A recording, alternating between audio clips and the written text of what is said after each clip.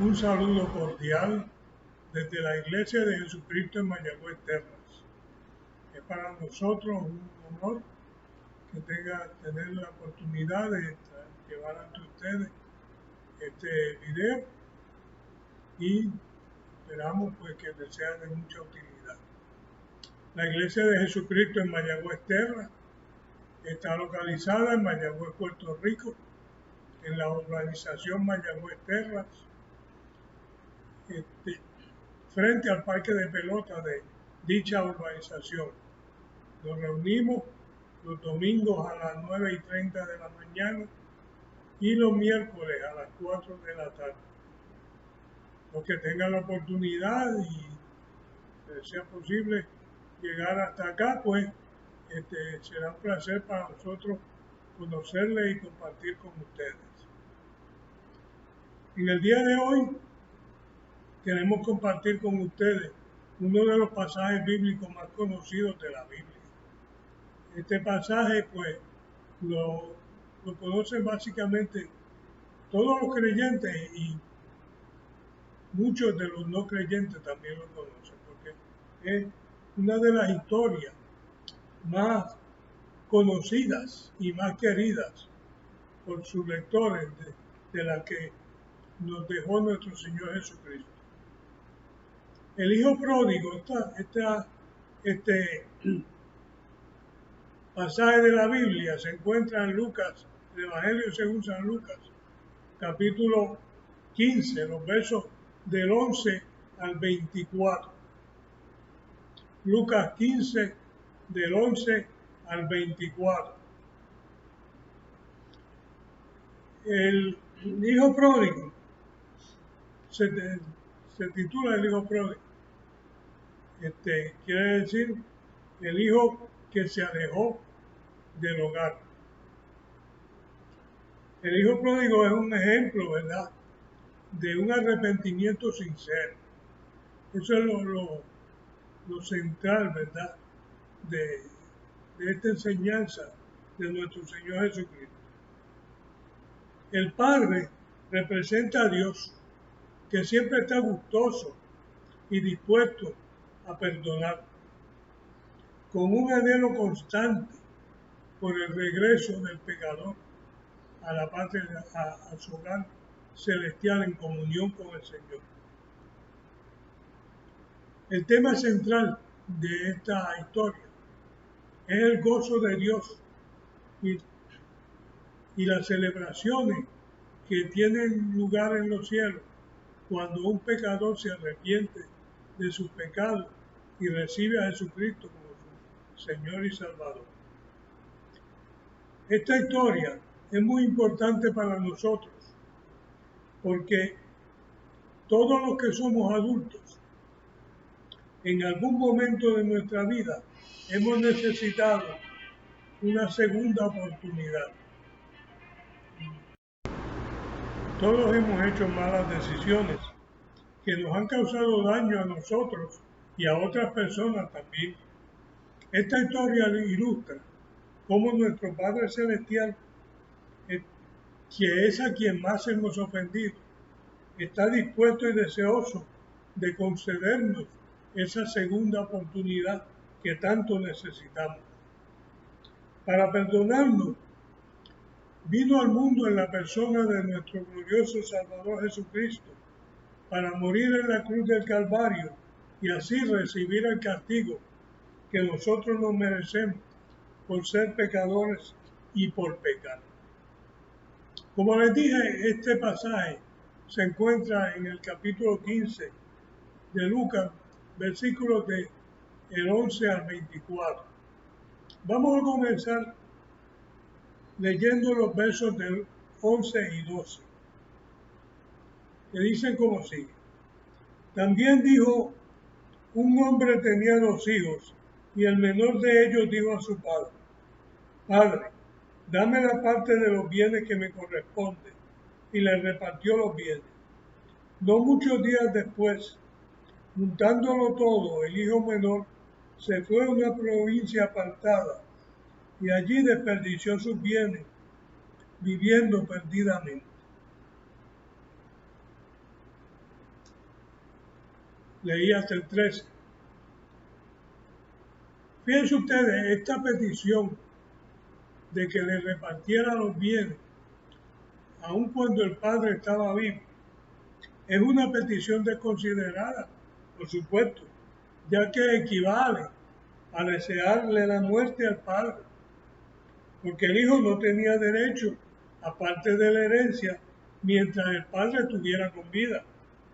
Sin embargo, el padre, en su clemencia y su generosidad, le concedió esta solicitud y le entregó toda su parte de la herencia, que en este caso era una tercera parte de todo su patrimonio, ya que el derecho de primogénito le daba a su hermano mayor una porción doble de la que le daba a él. Este acto del hijo es un ejemplo de todos los pecadores, de la forma de actuar de los pecadores, los cuales desperdician todos los privilegios que pueden alcanzar por la fe en nuestro Señor Jesucristo y la obediencia a Dios, y menosprecian cualquier relación personal con Dios por dedicarse a una vida egoísta, sin tener en cuenta a Dios en sus vidas. Cuando nosotros tomamos decisiones pensando solamente en nuestra conveniencia personal, no tomando en cuenta lo que Dios nos dice en la palabra, en su palabra, estamos actuando como el hijo pródigo. Las decisiones que tomamos siempre tienen consecuencias. Si tomamos buenas decisiones, pues por lo regular tenemos buenas consecuencias. Si tomamos malas decisiones, pues tendremos malas consecuencias. Si no tomamos en cuenta la opinión de Dios, a la corta o a la larga, nos vamos a perjudicar y vamos a perjudicar a otras personas. Es importante que evaluemos los objetivos que nosotros tenemos en la vida y para lograr qué nos esforzamos. A veces tenemos muy pocos ingresos y lo que ganamos no nos da para, sino únicamente para nuestras necesidades básicas. Así que no contamos con riqueza para gastar. Sin embargo, a veces hacemos buen uso de las oportunidades que hemos recibido de parte de Dios y contamos con alguna riqueza para gastar. La convicción que tengamos en relación a Jesucristo va a ser importante en las decisiones que tomaremos en cuanto a la forma en que ganaremos y gastaremos el dinero que es la riqueza que Él nos da. Fíjense, es evidente que el hijo pródigo convirtió su herencia en dinero, en efectivo, y abandonó a su padre para aventurarse en una vida de pecado, viviendo perdidamente. No solo desperdició sus bienes, sino que se abandonó a la inmoralidad. Y como todas nuestras decisiones tienen consecuencias, pues él también tuvo sus consecuencias. Leamos los versos 14, 15 y 16. Y cuando todo lo hubo malgastado, vino una gran hambre en aquella provincia y comenzó a faltarle. Y fue y se arrimó a uno de los ciudadanos de aquella tierra, el cual le envió a su hacienda para que apacentase cerdos. Y deseaba llenar su vientre con las algarrobas que comían los cerdos, pero nadie le daba.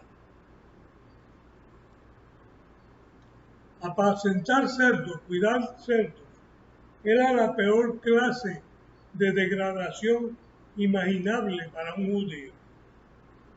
porque los judíos consideraban que los cerdos eran los animales más impuros que pudieran existir. Las algarrobas, aunque se utilizaban para alimentar los cerdos, no eran usadas para el consumo humano. En otras palabras, la única razón por la que no comía con los cerdos es porque no podía hacerlo. Ni siquiera podía mantenerse con limosnas. Su situación no podía ser más angustiosa.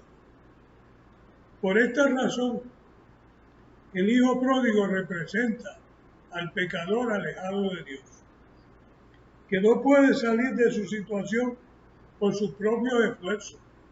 Sus propios esfuerzos no son suficientes para salir de su situación. Todos tenemos derrotas y pérdidas en la vida. En ocasiones llegamos a estar tan mal que lo único que podemos hacer es detenernos y recapacitar.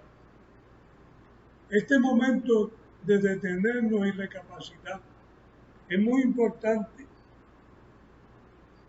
porque nos permite reconocer que hemos pensado y actuado mal. Este proceso se llama arrepentimiento y consiste primero en reconocer que hemos actuado mal.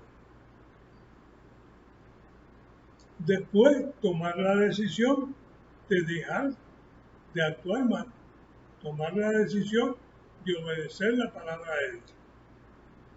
En tercer lugar, corregir lo que hayamos dañado. Si es posible, hay daños que no se pueden corregir, hay daños que son incorregibles, pero si el daño que hemos cometido es corregible, pues debemos corregirlo. Y en cuarto lugar, comenzar a actuar bien, tomar buenas decisiones, tomar la palabra de Dios en cuenta a la hora de tomar decisiones. Cuando pecamos, afectamos a otras personas y a nosotros mismos. Pero más que nada, ofendemos a Dios. Por tanto, cuando nos arrepentimos, lo primero es arreglar nuestra relación con Dios. Jesús vino al mundo a sufrir el castigo que los pecadores no merecemos y darnos a los que le recibamos como nuestro Señor y Salvador la oportunidad de estar en paz con Dios, de arreglar nuestra relación con Dios. Cuando ofendemos a alguien, nuestra relación con esa persona se daña. Y para arreglar la relación con esa persona, tenemos que pedirle perdón. Es difícil, pero es necesario. Similarmente, cuando ofendemos a Dios, tenemos que pedirle perdón usando el recurso que Él ha provisto para arreglar nuestra relación con Él. Esto es, el recurso que Él ha provisto es el sacrificio de nuestro Señor Jesucristo en la cruz del Calvario. Reconocer y aceptar que Jesús fue a la cruz en sustitución de nosotros, que somos nosotros los que hemos debido estar en la cruz y no Él. Pedirle que debido al sacrificio de Jesús, el Padre perdone nuestros pecados y nos adopte como sus hijos, nos coloque como sus hijos. Leamos el verso 17. Volviendo en sí dijo, ¿cuántos jornaleros en casa de mi padre tienen abundancia de pan y yo aquí perezco de hambre? Al darse cuenta de que su pecado lo había dejado en la bancarrota y además hambriento, pudo pensar con claridad. No solo se había dado cuenta de lo inútil de su situación, sino que también entendió la gravedad de su ofensa a su padre. En nuestro país decimos que nadie sabe lo que tiene hasta que no lo pierde. Esto le pasó al hijo pródigo y nos ha pasado a muchos de nosotros también. El hijo pródigo recapacitó y decidió pedir una segunda oportunidad. Les pregunto, ¿reconocen ustedes que han vivido ofendiendo a Dios y sin valorar el sacrificio que Jesucristo hizo en la cruz del Calvario? Este es el momento de contestarse esa pregunta y reconocer que somos pecadores y aceptar a Jesucristo como nuestro Señor y Salvador. Leamos los versos 18 y 19. Me levantaré, e iré a mi padre y le diré, Padre, he pecado contra el cielo y contra ti. Ya no soy digno de ser llamado tu hijo. Hazme como a uno de tus jornaleros. El hijo contempló con detenimiento lo que diría el padre y calculó el costo de su arrepentimiento. Ya no tenía derecho a ser tratado como hijo y el costo era la pérdida de su condición de hijo, en el sentido del trato que debía recibir. Así que él calculó esa pérdida y estuvo dispuesto a ser tratado como un jornalero. También fíjense que cuando él ensaya lo que va a decirle a su padre, en primer lugar reconoce que ha pecado contra Dios. Eso es bien importante. Nosotros muchas veces reconocemos que hemos ofendido, hemos causado daño a otras personas, pero no asociamos eso con nuestra relación con Dios. No entendemos que debemos pedirle perdón a Dios antes de pedirle perdón a la otra persona, y las dos cosas son imprescindibles. No hay forma de evadir las dos cosas. Esta frase de he pecado contra el cielo significa que había pecado contra Dios. No solo se había dado cuenta de lo inútil de su situación, sino que también entendió la gravedad de su ofensa contra Dios y contra su Padre. Leamos el verso 20.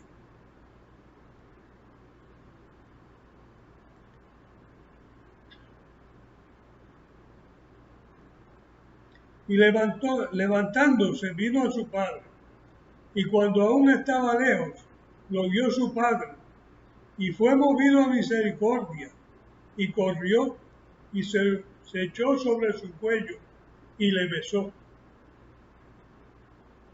Es obvio que el padre había esperado y había anticipado el regreso de su hijo.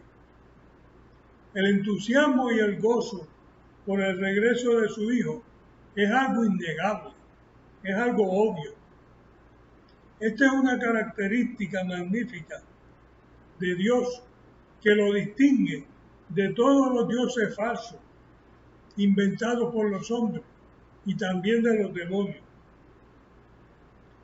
Dios no es indiferente, Dios no busca venganza, Dios no se la cobra. De hecho, porque Dios necesitó o procuró nuestra salvación, mandó a su Hijo para que Él recibiera el castigo que nosotros nos merecemos. Nuestra salvación no es de gratis. Nuestra salvación costó el sacrificio de nuestro Señor Jesucristo. Dios no es indiferente, como les dije, ni es hostil. Dios es Salvador y anhela ver a los pecadores arrepentidos y se alegra cuando los pecadores nos arrepentimos. Y eso es quizá la enseñanza central y básica de esta historia. Que tenemos acceso a la amistad, al compañerismo con Dios por medio del sacrificio que hizo nuestro Señor Jesucristo, cuando nosotros lo aceptamos como que fue hecho a favor nuestro y le reconocemos a Jesucristo como nuestro Salvador y por lo tanto como nuestro Señor, porque nos ponemos a sus órdenes. Los versos 22 y 23 leen como sigue.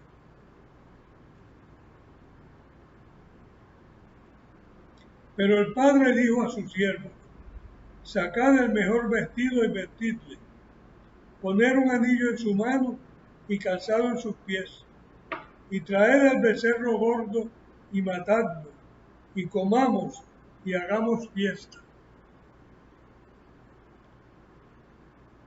Ni una sola palabra de amonestación o de regaño expresó el padre.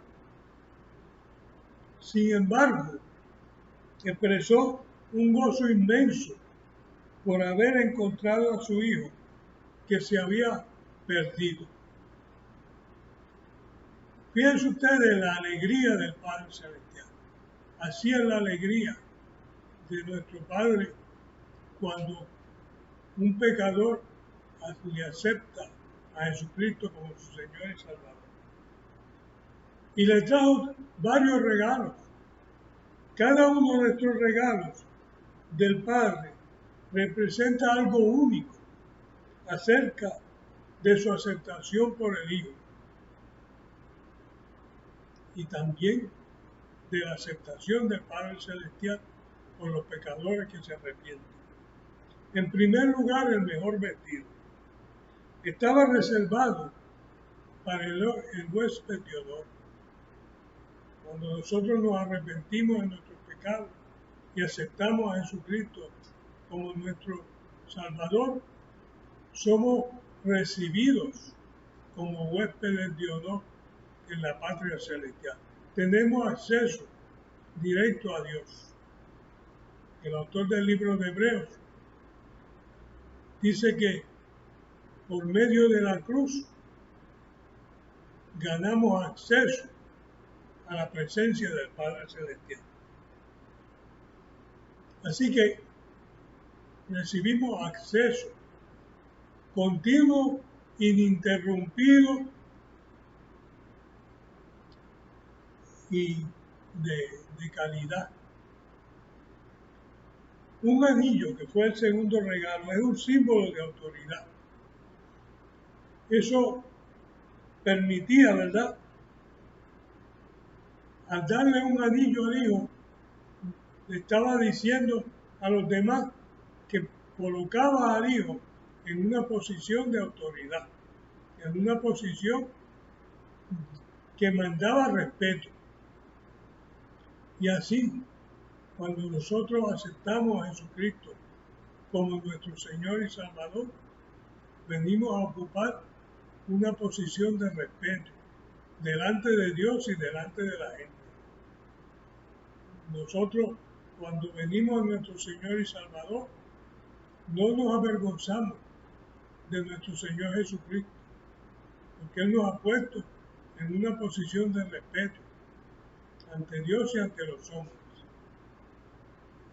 Calzado, zapatos, estaba descalzo y le dio zapatos.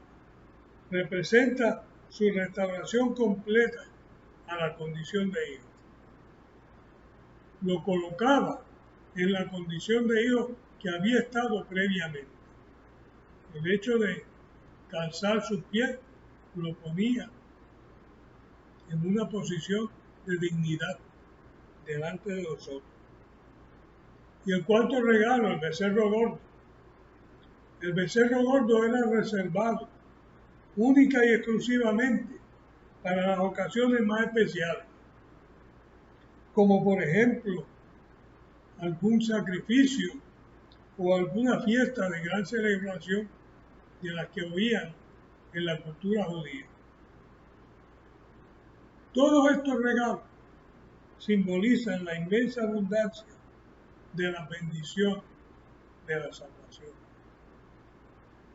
Y sobre todo, y más que nada, la bendición inmensa de tener amistad con Dios en esta vida y después de esta vida también.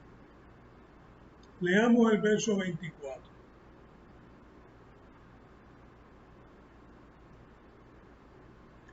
Porque este mi hijo muerto era y ha revivido, se había perdido y es hallado. Y comenzaron a regocijarse. Esta es la alegría de nuestro Padre Celestial cuando uno de nosotros se arrepiente de sus pecados y reconoce a Jesucristo como su Señor y Salvador. El propósito de esta narración de nuestro Señor Jesucristo es llamarnos a reconocer, a darnos cuenta de nuestro camino cuando estamos alejados de Él y darnos cuenta de la oportunidad que tenemos de aceptarlo como nuestro Señor y Salvador. Y así tener armonía y amistad con Él por siempre. Yo les invito en este momento a que recapacite sobre su vida. Si usted no ha recibido a Jesucristo como su Señor y Salvador, este es el momento de hacerlo. Y nosotros lo invitamos y lo estimulamos para que así lo haga. La Iglesia de Jesucristo en Mayagüez Terra, como ya les dije, está localizada frente al parque de pelotas de la urbanización Mayagüez Terra en Mayagüez, Puerto Rico. Nos reunimos los domingos a las 9:30 de la mañana y los miércoles a las 4 de la tarde.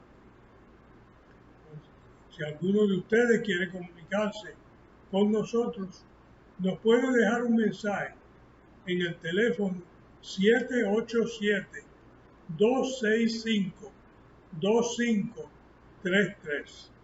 787-265-2533. Será un placer saber de ustedes y les contestaremos tan pronto no sea posible. Buen día.